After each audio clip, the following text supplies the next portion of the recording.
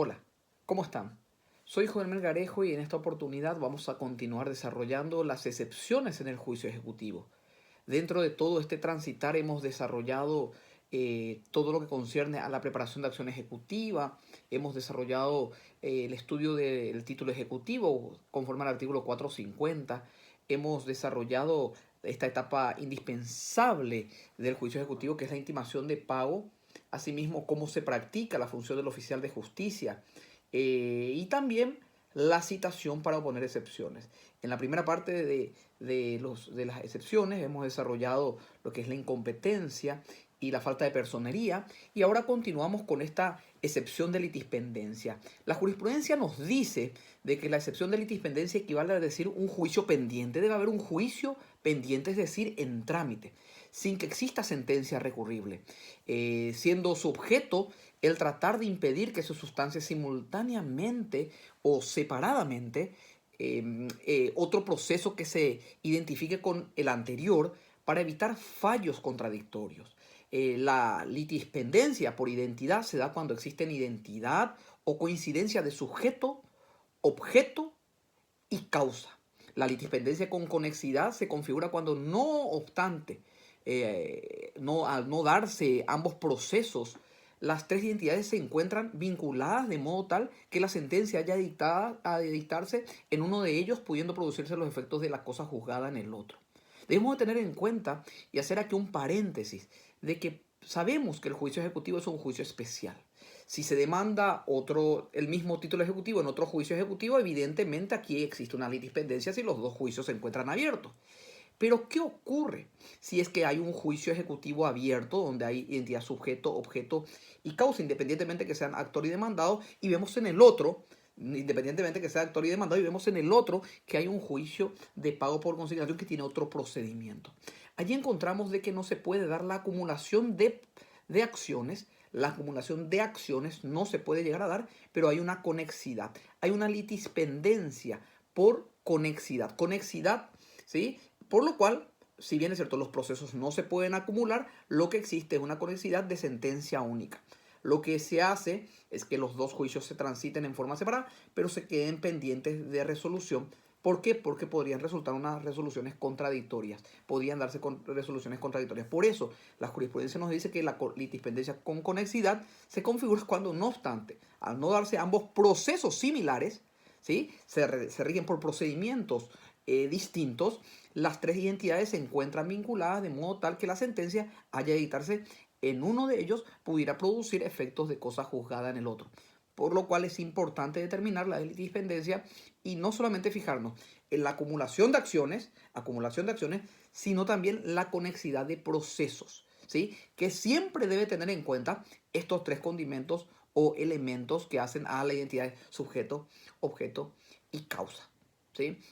Que tengan sujetos, objetos y causas similares no significa que sean de igual pretensión, porque en la pago por consignación es que le consignan el pago a esa obligación, ¿sí? Que el título determina esa obligación y se consigna el pago, y bien en la otra parte, que si bien es cierto tiene esa misma identidad en el juicio de pago por consignación, lo que pretende es el cobro de la deuda. Por lo cual, si bien es cierto, hay pretensiones distintas desde las partes, pero hay una identidad de sujeto, el objeto y la causa, la misma causa.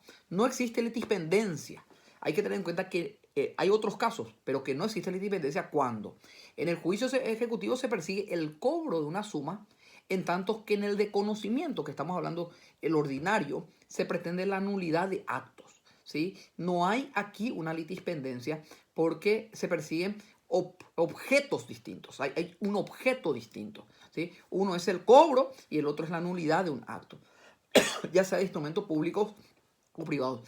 También hay que tener en cuenta que en el juicio ejecutivo se encuentra un título que vale como presupuesto de coercitividad, mientras que en el ordinario se trata de lograr en los juicios causales, ¿sí? La declaración de un derecho. Son cosas distintas. Una es la declaración de un derecho y el otro es la ejecución de una suma de dinero que se encuentra pasible de ejecución por parte de un título ejecutivo. El primero comienza en una declaración de contienda de título ejecutivo y el segundo, es decir, el ordinario, en cambio, termina eventualmente con la declaración de derecho contenido en el título ejecutivo.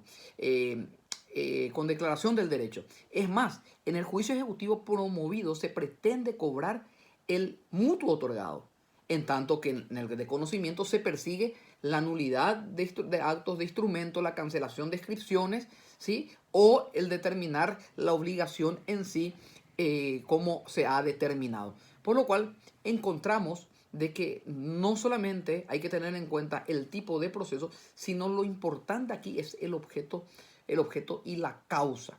Por eso hay que tener en cuenta estos parámetros de que si existen dos juicios ejecutivos sobre el mismo instrumento, por supuesto hay litispendencia. Pero hay una conexidad que se da una conexidad de procesos, son dos procesos que siguen de forma independiente pero de sentencia única cuando hay entidad sujeto, objeto, causa, por ejemplo, juicio ejecutivo, pago por consignación, no así con otros tipos de juicios. La litispendencia, para ir entendiendo, se invoca la excepción de litispendencia toda vez que exista otro juicio entre las mismas partes en virtud del mismo título.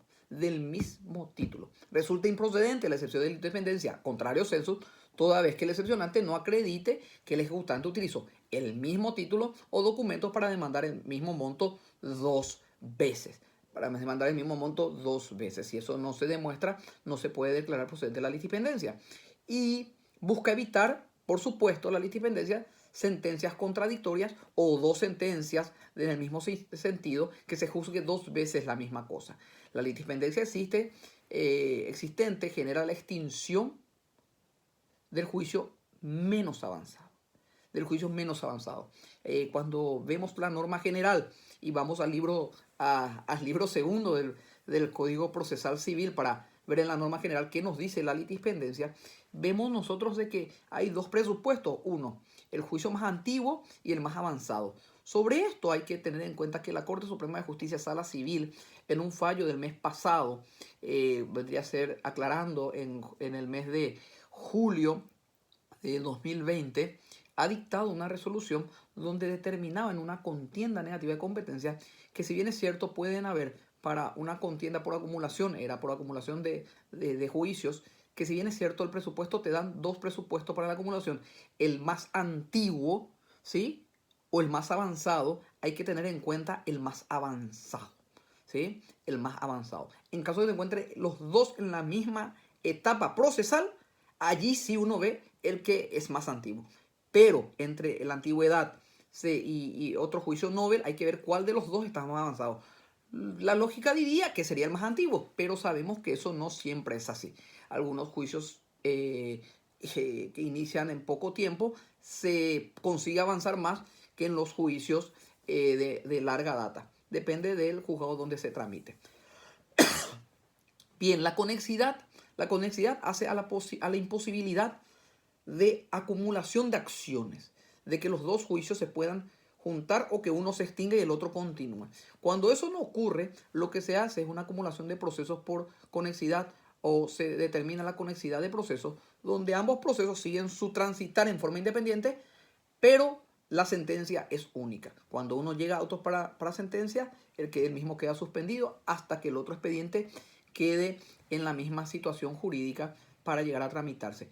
Ahora sí, el juez debe ser el mismo. El efecto es que el juez absorba a uno de los jueces, el que está más avanzado, llegue a absorber el otro juicio menos avanzado.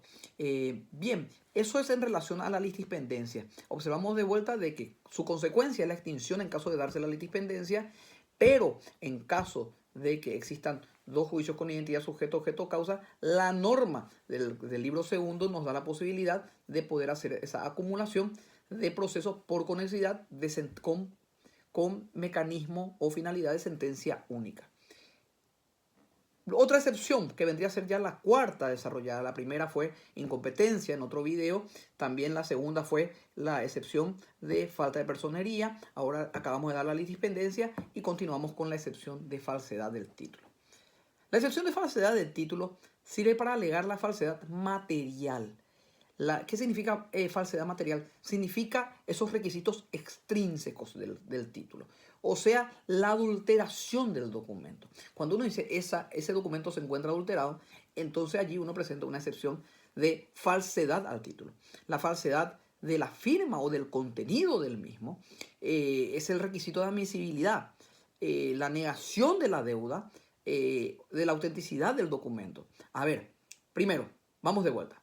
La excepción de falsedad de título sirve para declarar, para interponer este medio de defensa, excepción por la falsedad material del título. Falsedad material es se refiere a los elementos extrínsecos del documento, o sea, a elementos que demuestren la adulteración del documento. Ese documento, ese título no es original. Eso se puede dar por falsa firma o del contenido del mismo instrumento. Ahora, la pregunta sería, ¿qué ocurre si yo negué en la preparación de acción ejecutiva y luego se hace un peritaje? El juez ordena el peritaje de oficio, por supuesto, y pide un perito. Ese perito dice que la firma es auténtica. ¿Puedo plantear la excepción de falsedad del título? ¿Sí? De vuelta diciendo de que el título, la firma no es correcta. Sí se puede hacer. No es que se puede, se debe hacer. ¿Por qué? Porque allí cumpliste con el primer requisito que te da la doctrina, no la norma, la doctrina, de que significa la negación inicial de la deuda cuando se lo reclamó en la preparación. Entonces, al negarlo, recién en esta instancia de conocimiento, que es el momento donde uno pone sus defensas, uno puede acceder a la bilateralidad de la discusión. ¿Qué significa eso? Puede uno, ¿verdad? El deudor, en este caso, proponer peritos, ofrecer sus peritos, impugnar peritos, porque recordemos que la preparación de acción ejecutiva corresponde al juez el control de la formalización de ese documento para que tenga validez como título ejecutivo y no permite de que las partes ofrezcan sus peritos y no permite la contradicción o el contradictorio que se da en las etapas de excepciones. O sea, si salió un peritaje no significa que ese peritaje sea cosa juzgada. No, no es cosa juzgada. Recién en este momento se pueden pedir otros peritajes, tanto el deudor como el acreedor, el excepcionante como el excepcionado, y el juez puede volver a pedir otro peritaje para ver de desentrañar esta excepción de falsedad que podría ser con relación a la firma.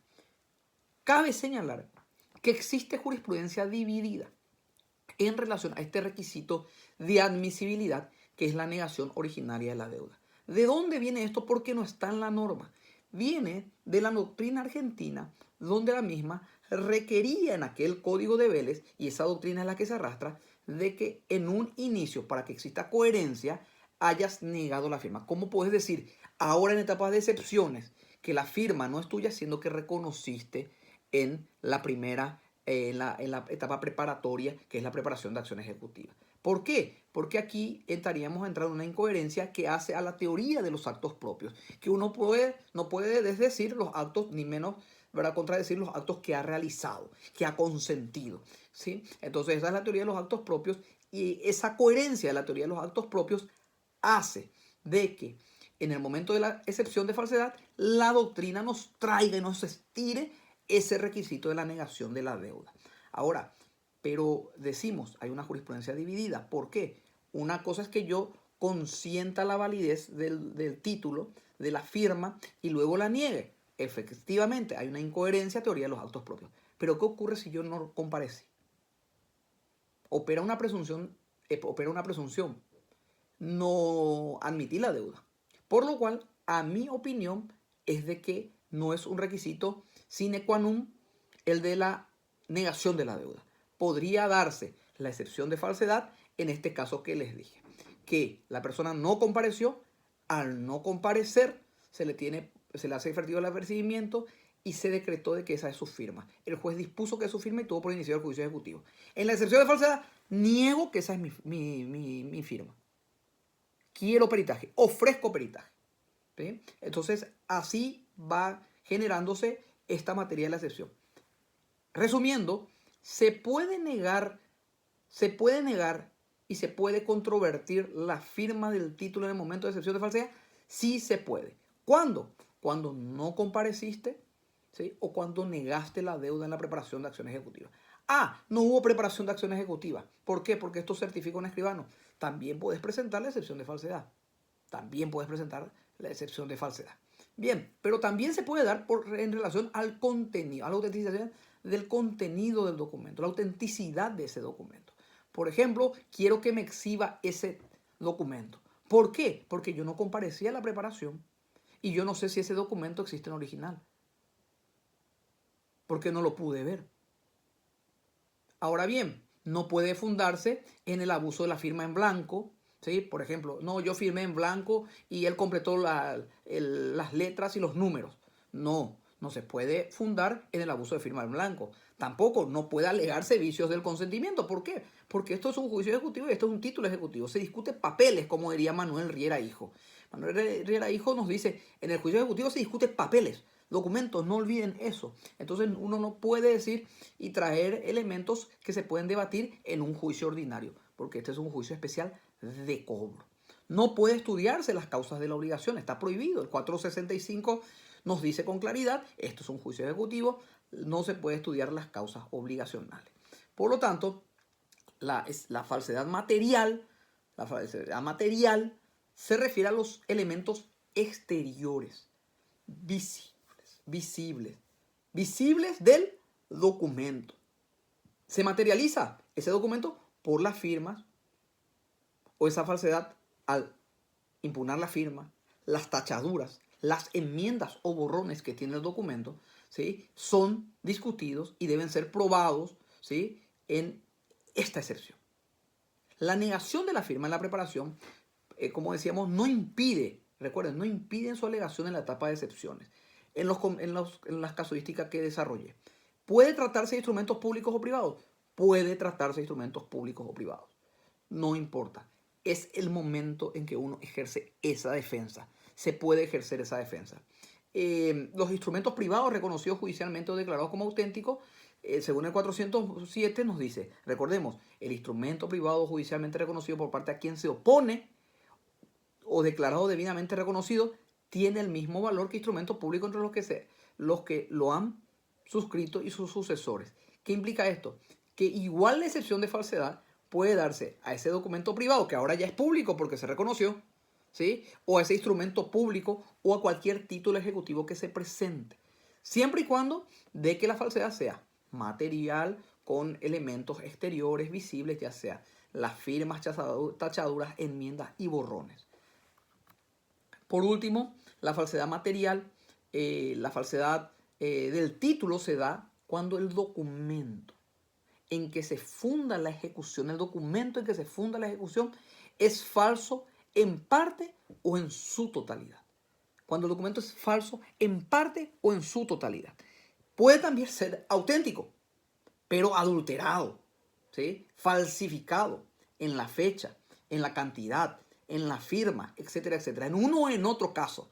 Puede ser, es mi firma, pero adulteró el monto, puso ceros, ¿sí? Le completó de más. Y ahí se demuestra, acá esta tachadura, tachó guaraníes y son dólares, ¿sí? O son dólares y tachó guaraníes. Entonces, ese tipo de falsedad parcial o total del documento son las que se pueden alegar en el momento de la excepción de falsedad.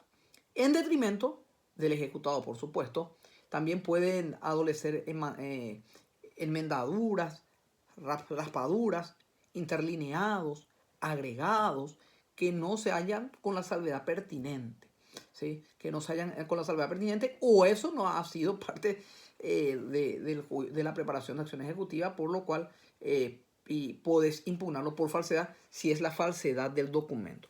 Ojo, si es la falsedad material del documento. La excepción de falsedad debe ser objeto de rechazo, dice la jurisprudencia, cuando no se ha probado la falsedad material, ¿sí? O el contenido que haría posible la admisión de dicha defensa. Entonces hay que demostrar, hay que ofrecer en la excepción todos los elementos probatorios que puedan demostrar al juez de que realmente es falso el documento, ya sea en parte o en su totalidad. Reitero, no solamente en instrumentos privados. ¿Por qué? Porque como citamos el 470, ese documento que era privado, pagaré, que era privado, ya fue reconocido judicialmente, por lo cual ya es instrumento público.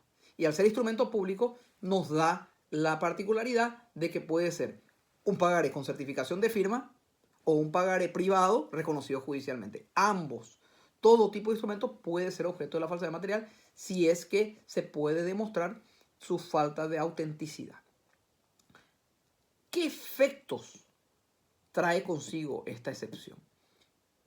A ver, hay que tener en cuenta que esta excepción es incompatible con la excepción de pago y la de prescripción. ¿Por qué con la excepción de pago? Porque en la excepción de pago, si yo presento una excepción de falsedad y presento una excepción de pago, por supuesto estoy excluyendo la falsedad porque yo ya reconocí la autenticidad. Recordemos lo que decíamos al comienzo, yo no puedo, teoría de los actos propios, la doctrina argentina, jurisprudencia nacional, que dice que uno tuvo que haber negado la firma. En el entendimiento que yo no tuve que haber afirmado la firma.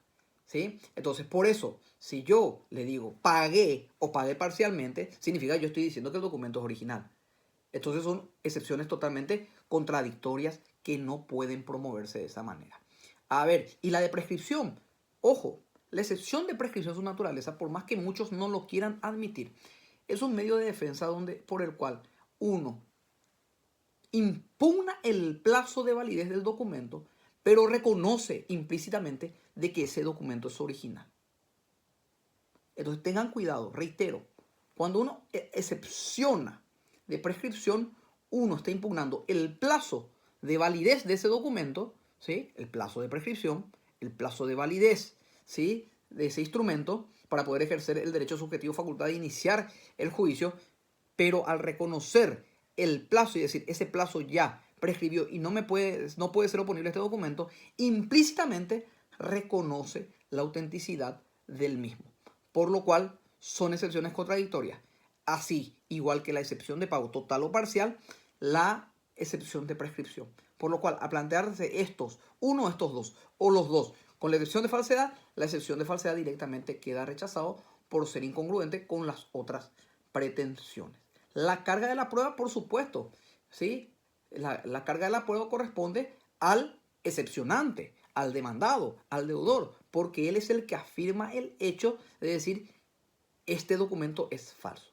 El que afirma un hecho debe probarlo. Artículo 249 del Código Procesal Civil, por lo cual, estamos de vuelta, perdón, no aclaré, que es el 249 carga de la prueba del libro segundo, no del juicio ejecutivo, va y busca refugio sobre cómo se interpreta la carga probatoria en el libro segundo, que es el proceso ordinario. Bien, también podríamos decir que el medio idóneo para demostrar la falsedad o la adulteración, en caso de firma o en caso de adulteración del documento, es la prueba pericial. ¿Sí? Es una prueba de opinión, donde los técnicos opinan sobre la validez, no validez, originalidad, no originalidad de ese documento, de ese instrumento, de ese título ejecutivo, ¿sí? Ahora bien, ese ofrecimiento debe ser por escrito en el momento de la excepción, debe firmar el perito, debe proponer los puntos de pericia en forma puntual, conforme lo determina el libro segundo, que es del proceso ordinario. ¿Sí? Entonces, reiteramos, uno debe de manifestar los hechos, debe de proponer los peritos, debe de firmar con él, el perito debe firmar al pie del escrito, debe llevar la firma, por supuesto, y deben ser ofrecidos los puntos de pericia en el mismo escrito de excepción, como hablábamos en la clase anterior, en la cual detallamos los requisitos para presentar una excepción, sea cual fuera. La falsedad comprobada produce el rechazo de la ejecución. La falsedad comprobada produce el rechazo de la ejecución debido a que el título no puede ser considerado como ejecutivo. Se rechaza la ejecución. Ese es el efecto en sentencia. Bien, la jurisprudencia y doctrina nos dice, cuando se trata de una excepción en juicio ejecutivo, la negación de la deuda, yo niego la deuda, ¿sí? Me hace cargo de la prueba, imponiendo a quien niega la deuda, ¿sí? Que es un hecho negativo, pero es un acto positivo, él afirma que la firma no es suyo. él manifiesta en forma afirmativa que eso no es su firma. Por lo cual, él debe de demostrar de que esa firma no es suya. La imputación de falsedad debe ser concreta, debe ser categórica, sin que sea admisible oponerla con otras que implícitamente la contradigan, como estuvimos viendo. Quien deduce esta excepción debe sostener categóricamente que la firma contenida en el título es apócrifa y no limitarse a desconocerla. Eso nos manifestaba o podemos encontrar en el libro de Lino Enrique Palacio, en este Código Procesal Civil que muchos utilizamos a diario. Bien, entonces, dejemos de lado ahora la excepción de falsedad. Vamos a la excepción de inhabilidad de título que está en el mismo inciso. La excepción de inhabilidad de título sirve para cuestionar la fuerza ejecutoria del título o la falta de legitimación. La falta de legitimación significaría que esta inhabilidad de título en su segunda faceta, la primera es cuestionar la fuerza ejecutoria, que tenemos que ver cuáles son los requisitos de la fuerza ejecutoria, que decíamos nosotros que tenía que ser cantidad líquida, deuda vencida, que no esté condicionada a plazo, condición, ¿sí? Entonces esos son los requisitos para que tenga fuerza ejecutoria. Bien, pero también en una segunda faceta nos dice para reclamar la legitimación. La legitimación se reclama y eso es un primo hermano, vendría a ser, de la falta de acción del juicio ordinario en el libro segundo. Entonces, la inhabilidad de título sirve para dos cosas. Uno, cuestionar la fuerza ejecutoria del título, estos elementos, o la falta de legitimación de la parte demandante, ¿sí? Del acreedor. El requisito del juicio ejecutivo veíamos ya en otro módulo el artículo 439. Y para recordar, vamos a ver que el 439 nos dice procedencia. Podrá procederse ejecutivamente siempre que en virtud de un título, ¿sí? De un título que traiga aparejada ejecución, se demande por obligación exigible de dar cantidad líquida en dinero. Por lo cual, se demanda obligación exigible de dar cantidad de dinero. Los títulos que traen aparejada ejecución son instrumentos públicos, instrumentos privados, títulos de crédito, certificaciones de deuda que tienen que estar dentro del 448 y el 449. Del 448 y 449, títulos ejecutivos y créditos por expensas comunes. Y allí están los numerales de cuáles son los títulos ejecutivos. Ahora bien, cabe significar un elemento importante, material que ustedes van a contar en la plataforma. Hay una discusión entre los procesalistas y los civilistas que se ha plasmado en una resolución de la sexta sala del año 2019. En la resolución de la sexta sala, en relación a un documento, un pagaré, la sexta sala dice de que al no tener todos los requisitos que necesita un pagaré para considerarse pagaré, ¿sí? El mismo no puede ser título ejecutivo. Para otros que son procesalistas, esa norma no tiene mucha aplicación para el juicio ejecutivo siempre y cuando se hayan cumplido los requisitos que establece el 443, que es preparación de acción ejecutiva, y que se constituya conforme al 448 y 449 título ejecutivo. O sea, los procesalistas dicen, esos son requisitos de un pagaré, pero cualquier tipo de contrato privado, por más que no tenga todos los requisitos de un pagaré y parezca un pagaré, pero es un acuerdo privado, ¿sí? Una promesa de pago, puede constituirse como título ejecutivo si cumple los requisitos del 443 y se convierten en los enunciados del 448 o 449. Vamos de vuelta. Los procesalistas dicen, por más que no reúnan los requisitos, vamos a ser puntuales, del 1535, que dice, el pagaré a la orden debe enunciar, y allí establecen todos los enunciados que tienen que tener denominación del título, promesa pura y simple, la indicación de su vencimiento, designación del lugar, etcétera, etcétera, etcétera. Porque luego el 1536, que sostienen los civilistas, dicen, no puede ser título ejecutivo si no es pagaré. El 1536 dice, el título al que le falta alguno de los requisitos indicados en el artículo anterior, 1535, ¿sí? No es válido como pagaré a la orden, salvo los casos determinados en los apartados siguientes que establece algunas sustituciones de requisitos. Pero bien, si no tiene esas sustituciones de requisito y no tiene 1535, no es pagaré. Entonces, para los civilistas, y esta resolución de la sexta sala significa que no puede ser título ejecutivo al no ser pagaré.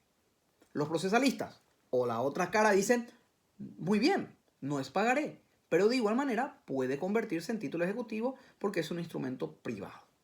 No como pagaré, pero sí como instrumento privado. Y para que sea título ejecutivo necesita requisitos, por supuesto, ¿sí?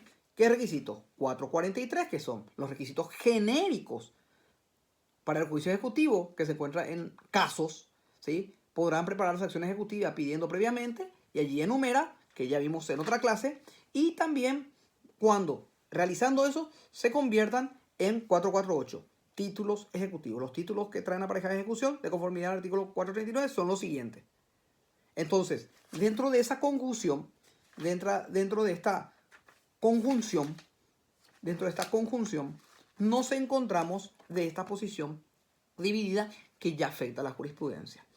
Pero son los fundamentos que les comparto para que ustedes puedan determinar, de acuerdo a la necesidad, de hacer caso a la teoría civil, donde dice no es pagaré, no puede ser título ejecutivo, o la teoría de los procesalistas, que significa, bien, no es pagaré, pero sí es un instrumento privado que tiene que tener cantidad líquida, tiene que traer aparejada de ejecución, vencimientos, no estar pendiente de condición ni plazo, por eso tiene que estar vencida, y reúne el requisito del, reitero, 443 para hacer 448 o 449, puede ser un título ejecutivo. Puede ser un título ejecutivo, por lo cual la inhabilidad de título, en caso de decir, no, eso no pagaré porque no tiene todos los requisitos, se puede rechazar porque el procesalista va a decir, o el juez pensando como procesalista va a decir, no, pero reunió, puede ser, no es pagaré, pero sí reúne los requisitos para hacer título ejecutivo conforme a esta normativa.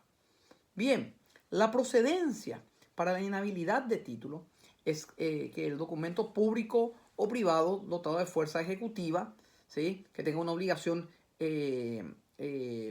para la procedencia del juicio ejecutivo en sí, decíamos que tiene que ser un documento público o privado que traiga o sea dotado de fuerza obligatoria ejecutiva, debe existir plazo vencido, no sujeta a condición y el objeto debe ser dar suma de dinero.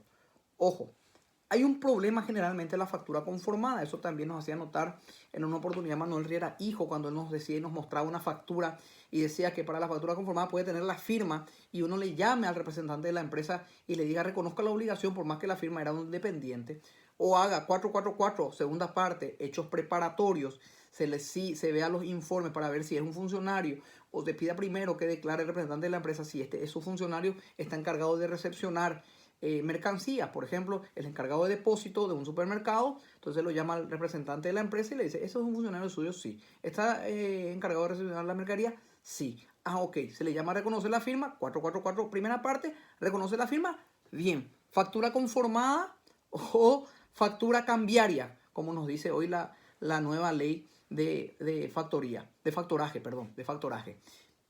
Pero, ¿qué nos falta? Que la deuda esté vencida. ¿Qué significa eso? Que el tiempo que tenía para pagar el supermercado, en este ejemplo, esté vencido y tiene que constar en el papel. Debe de constar en la factura. Si bien marcaste factura a crédito, ¿cuándo vence? Por lo cual, al no tener el vencimiento, inhabilidad, ¿sí? Inhabilidad de título como excepción, no tiene plazo vencido. Ganaste el juicio. ¿Sí? Tengamos en cuenta también que como discutimos papeles, como discutimos títulos, papeles, los mismos, todo movimiento que hay en relación a eso de pagos, fechas, extensiones, reducciones de plazo, debe constar en el documento. ¿Y dónde generalmente eso se debe anotar? Al dorso del documento. Allí se debe anotar y firmar lo que aconteció. Por decirte, ocurrió una resaca, el documento es... hay una resaca. ¿Qué significa la resaca? Significa un acuerdo extrajudicial con nuevos plazos y nuevos intereses de ese mismo instrumento. Entonces se anota al dorso. No se cumplió, se ejecuta. ¿Sí? Entonces todo eso debe estar al dorso del instrumento. Es muy difícil hacer en un documento aparte para después poder unirlo. Generalmente no se permite. Tiene que ser en el mismo instrumento. ¿Sí? por ejemplo, endosos u otro tipo de cosas que ya rebasaron el instrumento, ¿sí? Se debe hacer constancia y pegar por el mismo o adherir al mismo la nueva hoja de endoso. ¿Por qué? Porque tenemos que traer en ese instrumento público debe contarse con todos estos elementos. El título que es objeto de ejecución, para que proceda la inhabilidad, el título que es objeto de ejecución no debe traer aparejada ejecución. Un documento privado sin autenticidad, un título de crédito no protestado, ¿sí? Un título de crédito no protestado y no preparado no puede ser considerado título ejecutivo, o por ejemplo un título protestado, ¿sí? Pero fuera de los 30 días hay jurisprudencia contradictoria, hay una sala, tengo entendido que es la cuarta en lo civil de la capital, dice que por más que se proteste fuera del plazo, el protesto sirve para hacer una acción de regreso, pero luego las demás salas y la corte dice que no sirve, de que tiene que ser dentro de los 30 días y en caso de que pasen los 30 días y se haya sellado, uno no tiene acción de regreso contra los endosantes, por lo cual el endosante demandado puede proceder a presentar una excepción de inhabilidad de título, ¿sí? La factura no conformada, ¿sí? No, vino a reconocer la firma, pero el representante de la empresa no es el que firmó y no reconoció la obligación. Hay una inhabilidad del título, ¿sí? Faltó preparar mejor esa factura, tengan en cuenta. Bueno, debe traer aparejada ejecución, inherente o inesperable de aquello de que se trate. Debe ser inexigible de deuda, la deuda no vencida para que proceda la inhabilidad, la deuda no vencida, estábamos viendo este tema de por ejemplo, la factura que se suele dar porque no tiene plazo de vencimiento, o también un contrato, si se ejecuta y está pasible de condición y no se preparó para llamarlo a determinar si la condición se haya cumplido o no. ¿Sí? Entonces, allí se puede ver también la procedencia de la inhabilidad. Falta de legitimación, que es la segunda parte, ¿sí? Si el ejecutante no es el acreedor o el ejecutado no es el deudor sobre el título. No se pueden traer cesiones de derechos sobre un título al portador, ¿sí? ¿Por qué? Porque esa cesión tiene que ser parte del título, tiene que estar con el documento, no puede estar separado. No se puede permitir que esté separado. No podemos permitir que esté separado. Ahora, ¿cómo se demanda la inhabilidad en relación a las tarjetas de crédito? ¿Sí? Bien, si bien es cierto, hay una jurisprudencia casi constante donde pedían esos talones de firma que la empresa que te demanda, ¿sí? La empresa encargada de que pidió la tarjeta que te demanda debe traer los talonarios, los cupones que reconozca que fueron tus firmas, esos cupones de deuda, que la factura, o sea, ese comprobante de estado de cuenta que te enviaban a tu domicilio no es suficiente para un título ejecutivo. Pero veamos aquí una resolución, ¿sí? Del Tribunal Civil y Comercial de Asunción, quinta sala del año 2010, ¿sí? Es el acuerdo de sentencia número 142, donde firma el doctor Linneo y Fram, fue una discusión Linneo y Fram, Carmelo Augusto Castiglione, Juan Carlos Paredes Bordón, cuando el hoy juez, en aquel entonces secretario Edgar Agustín Rivas La Guardia era secretario. Y en el voto del doctor Linneo y Fram, le voy a leer, en este voto decía: las partes por el contrato de tarjeta de crédito se someten a sus cláusulas, emitiendo de esta forma su consentimiento libre y expreso, expresado. Este instrumento facilita el funcionamiento de las operaciones comerciales en forma ágil y la exigencia de la presentación de los cupones fue perdiendo fuerza, pues las operaciones comerciales con tarjeta de crédito pueden ser realizadas mediante cajeros automáticos, ¿sí? Tarjetas de débito o mismo a través de el internet. Y utilizando estas vías no se dispondrán de los cupones que el inferior desea se adjunte a la ejecución para que el título sea considerado hábil. Cabe rechazar la inhabilidad de título incoada por el sesionante desde que en la actualidad no constituye una exigencia primordial e imprescindible la presentación de los cupones para la procedencia del juicio, ¿sí? De ejecución de obligación proveniente de tratarse de tarjeta de crédito. Voto del doctor Linneo y Fram. El doctor Castiglione decía: cabe la confirmación cabe la confirmación de la resolución recurrida, sustentando que en el caso no existe ningún título ejecutivo, dado que el extracto de cuenta corriente no es ejecutivo ya que no cierra la cuenta y que por tanto la inhabilidad del título es procedente. Es procedente, la inhabilidad del título es procedente. El estado de cuenta no es un título ejecutivo desde que no es equivalente al certificado de cierre de cuenta bancaria. El estado de cuenta emitido por el banco no es equiparable al certificado de deuda, dado que este último no es otra cosa que la expresión de cierre de cuenta corriente bancaria del artículo 92 de la ley de banco, es título ejecutivo en condiciones de la ley señalada. Tenemos que tener en cuenta y recordar que el artículo 92 de la ley de banco establece, porque así lo firmaste en el contrato de apertura de cuenta corriente, que el cierre de la cuenta y los saldos que eso consiste, esos saldos a favor de, o sea, de deuda al banco, el banco puede emitir con relación a eso, porque la ley le faculta y el contrato se encuentra firmado, debe traer el contrato y demostrar el saldo, presentar el saldo y expedir un certificado de deuda sobre el saldo de la deuda en cuenta corriente. Por lo cual, ese certificado, él dice, aquí nos está diciendo el doctor Castiglioni, que el estado de cuenta de una tarjeta de crédito no es equiparable al certificado de deuda en ese caso que estaba mencionando. Por lo cual, él está diciendo no es equiparable, por lo cual no es ejecutivo, no es un título ejecutivo. Por su parte, el doctor Paredes Bordón dice, el no pago en este fallo, el no pago por las compras de bienes y servicios adquiridos por el uso de tarjeta de crédito por parte del usuario implica la violación del acuerdo pactado, una defraudación de confianza que se deposita en él a la vez que ocasiona un perjuicio patrimonial a la entidad emisora, la cual ya abonó a la administradora el importe de consumo realizado por el usuario y ocasiona además un daño en funcionamiento del sistema que basa fundamentalmente en la confianza. Es improcedente la inhabilidad de título perpetrado contra la resolución inferior desde que el contrato en uso de tarjeta de crédito base de ejecución no fue redarguido de falso en su cláusula 14, que previene la posibilidad de reclamo judicial de los saldos provenientes de los extractos sin especificar el procedimiento. Dentro de esta discusión, yo soy del parecer de que si bien es cierto ese extracto de cuenta no puede ser considerado como título ejecutivo, pero sí, en concordancia con la ley de banco en el artículo 92, el cierre de la cuenta de la tarjeta de crédito equiparable a un cierre de cuenta de cuenta corriente sí puede generar el saldo como título de crédito y por tanto para ser conforme un título ejecutivo.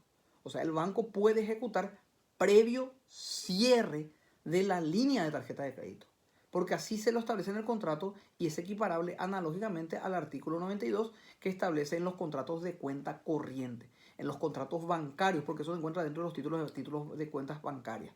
Por lo cual, eso de presentar indefectiblemente los cupones son casos en que se puede dar, ¿sí? Cuando se reclama y que se dictan cupones, pero cuando es el extracto total, el simple extracto no trae aparejado de ejecución, por lo cual procedería la inhabilidad de título.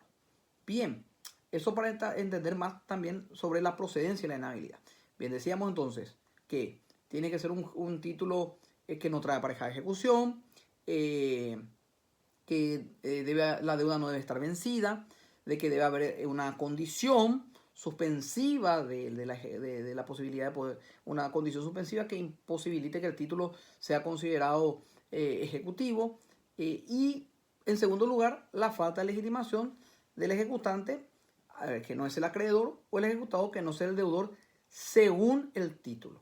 No nos interesa qué ocurrió realmente fácticamente en el día a día y cómo surgió ese instrumento, sino que en relación al documento, al instrumento, si es o no acreedor, si es o no deudor.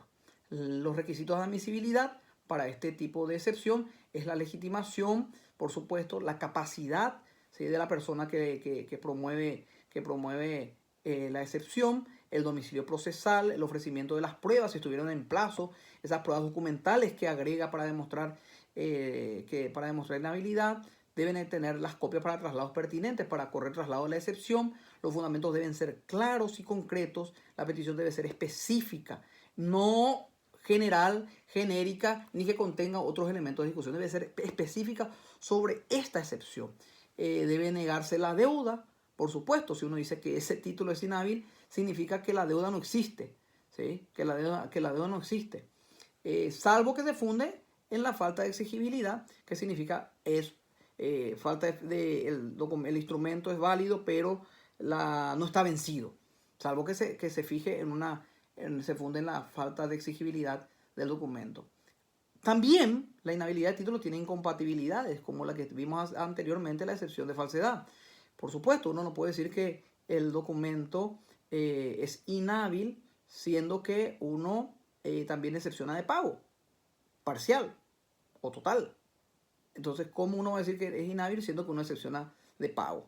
O también, en el mismo caso, uno presenta la inhabilidad y pide la prescripción. La prescripción trae implícita el reconocimiento de la originalidad del título, de la legalidad del vencimiento de una suma líquida, de una deuda exigible sin pendiente plazo ni condición, por supuesto.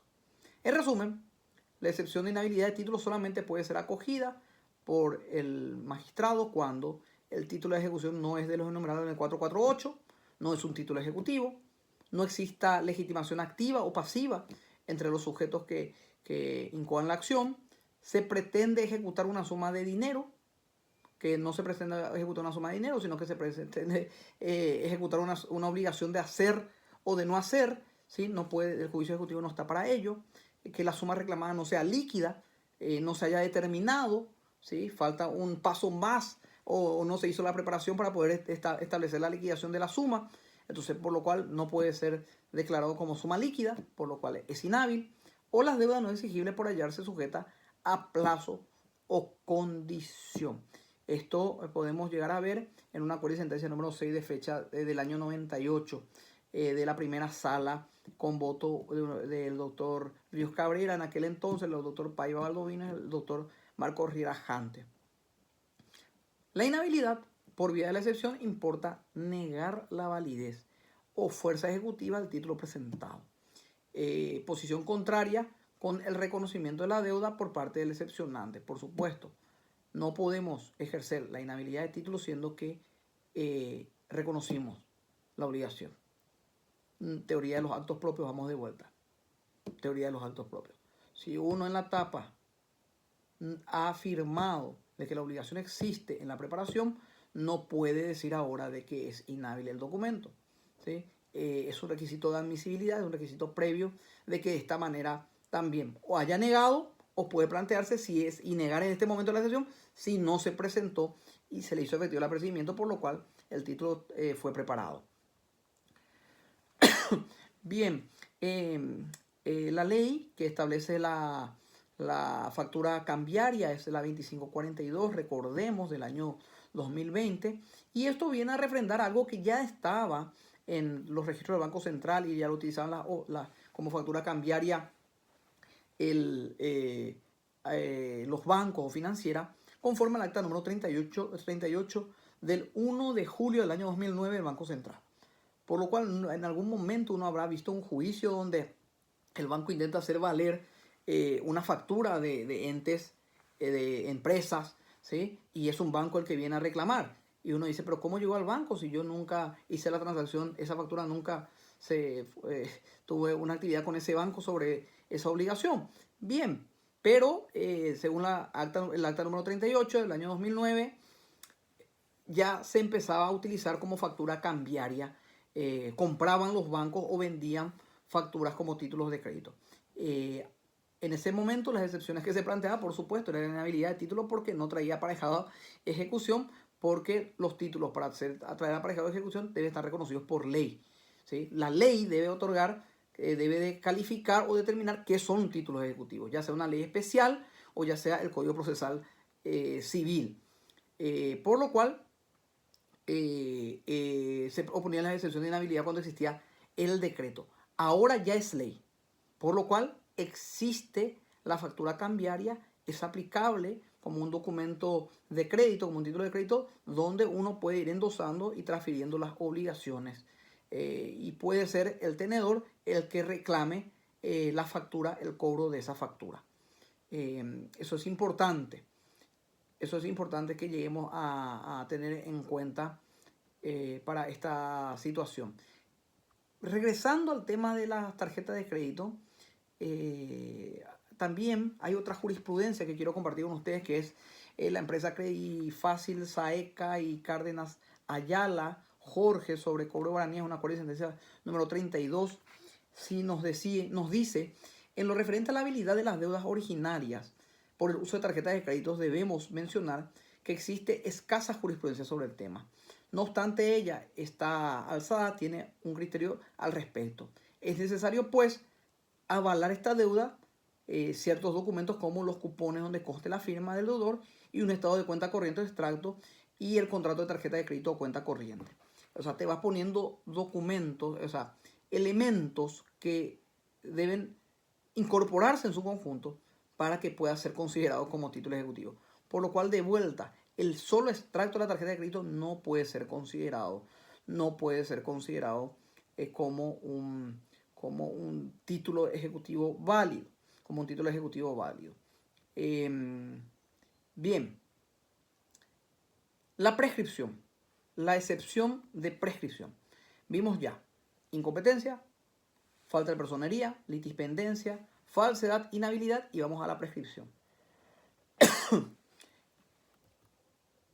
El artículo 661 del Código Civil nos dice que prescribe a los 4 años las acciones y celos provenientes de cualquier instrumento endosable o al portador.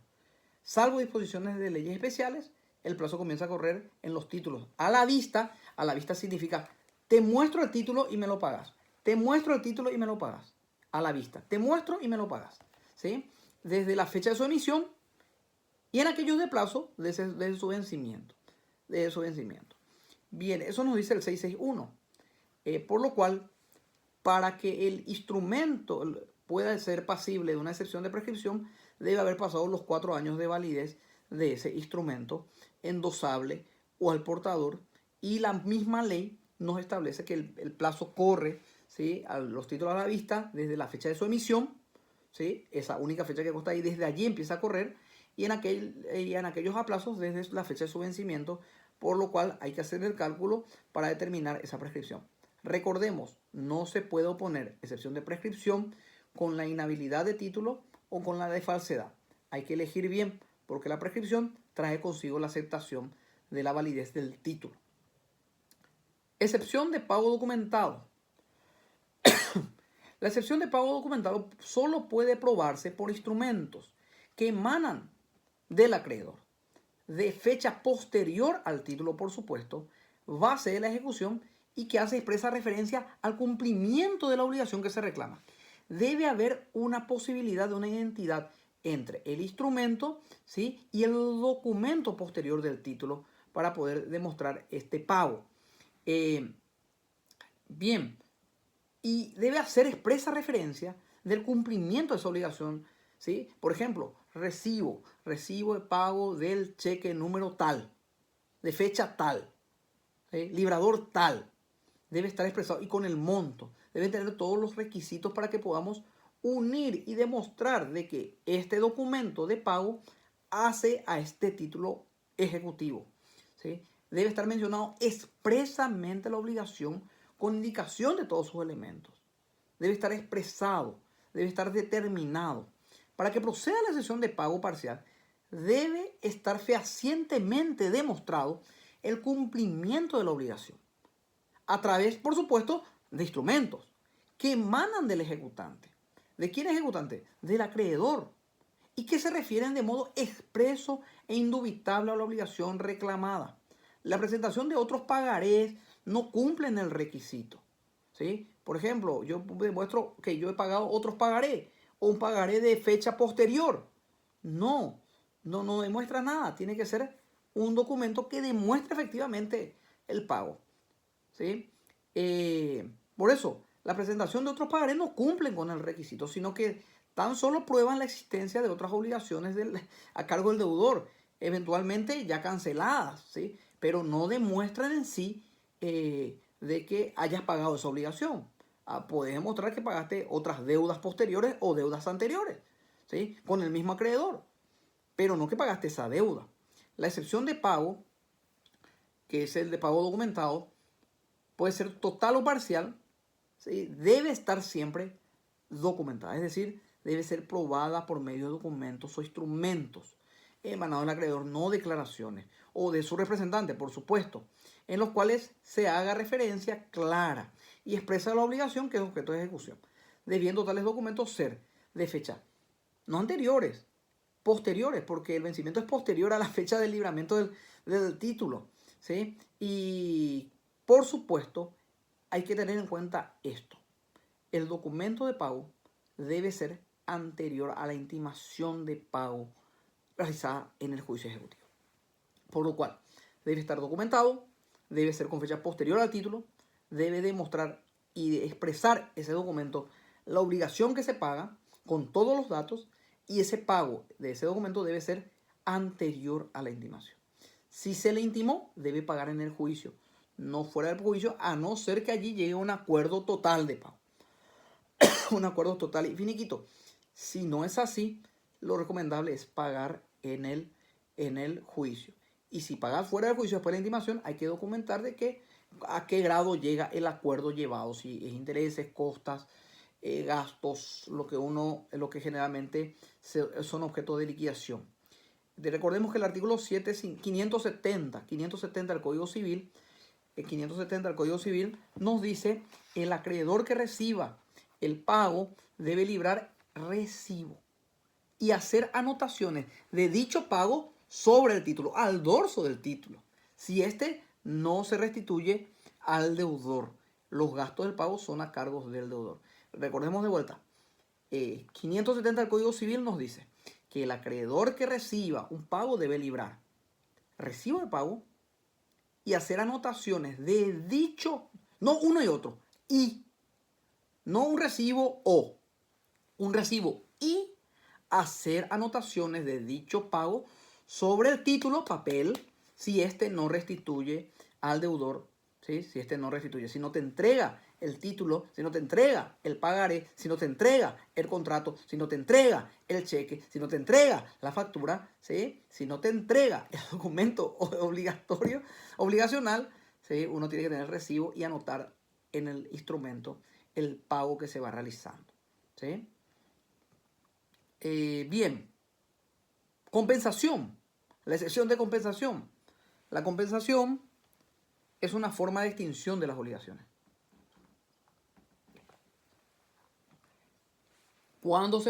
Se produce cuando dos personas se reúnen recíprocamente la calidad de deudor y de acreedor de una suma de dinero, siempre que las obligaciones sean civiles.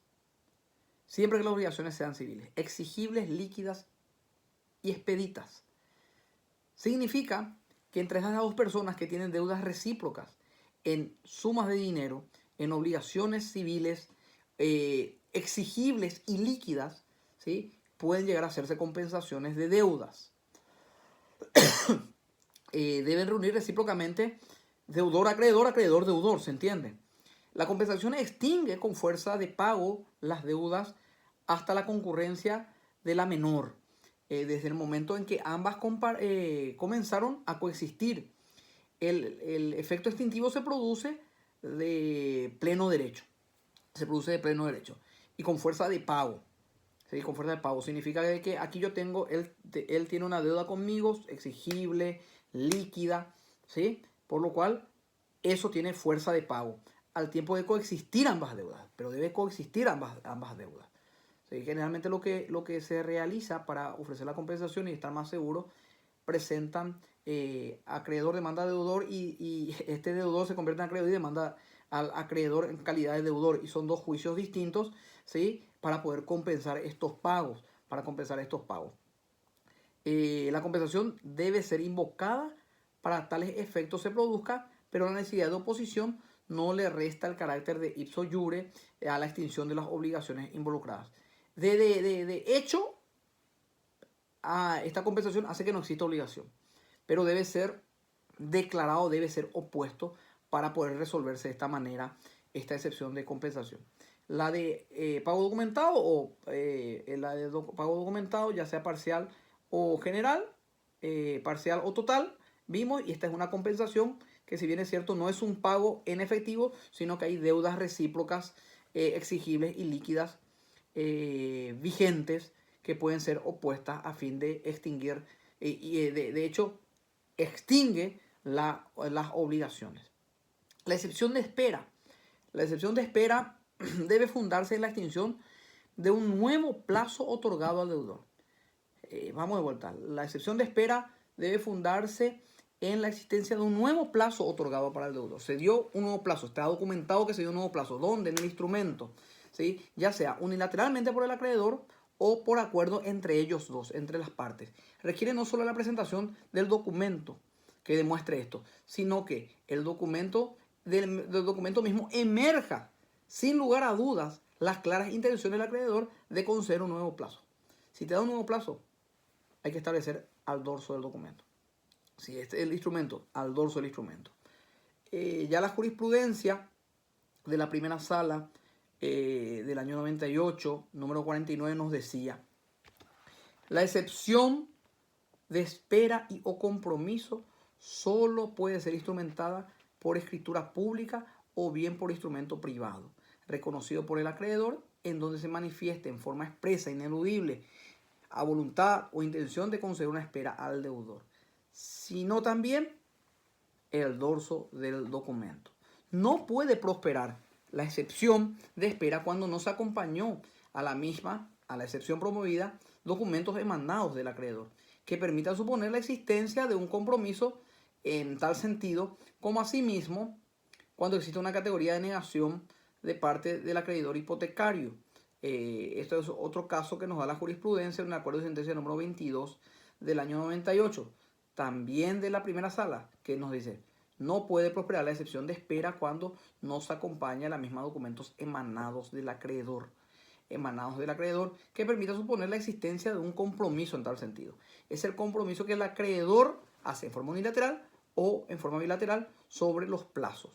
El mero pedido por parte del deudor, debemos entender, de una prórroga sin respuesta de parte del acreedor, yo le digo: no te puedo pagar, dame un mes más de tiempo, no puede ser considerado siquiera un principio de prueba por escrito de que tal espera existe.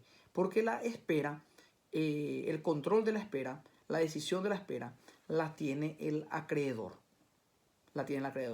Bien, si vamos a la excepción de novación, podemos decir que la novación es uno de los medios de extinción de las obligaciones. La novación es un medio de extinción de las obligaciones y la misma se produce cuando una obligación es sustituida por otra. No ocurriendo, sin embargo, con el simple libramiento de un documento o su renovación. La adición o eliminación de un vocablo y cualquier otra modificación accesoria, como las alteraciones relativas al tiempo, lugar, modo de cumplimiento, las que solo modifican la obligación, pero no las que extinguen, según el artículo 603 del Código Civil paraguayo. Recordemos que el Código Civil paraguayo, en el artículo 603, nos dice con precisión,